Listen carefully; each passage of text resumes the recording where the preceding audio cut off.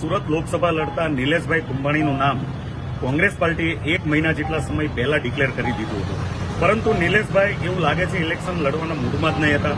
એક પણ કાર્યાલય ખોલવામાં નહીં આવી. કોંગ્રેસના કાર્યકર્તાઓ તેમજ લીડરોને કોઈ પણ જવાબદારી સોંપવામાં આવી નહીં હતી. આની પાછળનું ચોખ્ખું કારણ દેખાઈ રહ્યું કે નિલેશભાઈનું કંઈક ને કંઈક રંધાઈ રહ્યું હતું ભારતીય જનતા પાર્ટી સાથે. જ્યારે ફોર્મ ભર્યું તો એમાં જે ટેકેદારો હતા એ નિલેશભાઈના એકદમ નજીકના હતા, સગો ભાણિયો હતો, બનેવી હતા અને ભાગીદાર હતા. જ્યારે ચકાસણી ટાઈમે એમણે એફિડેટ કરીને ભારતીય જનતા પાર્ટીના એડવોકેટને એફિડેટ આપ્યું. આ ક્યાંથી શક્ય બને? ક્યાંક ને ક્યાંક એવું લાગે છે નિલેશભાઈનું પહેલાથી સેટિંગ હતું અને સુરતની જનતા જે 19,38,000 જેટલા માતબર મતદારો છે એમની સાથે છેતરપિંડી પણ નિલેશભાઈએ કરી છે.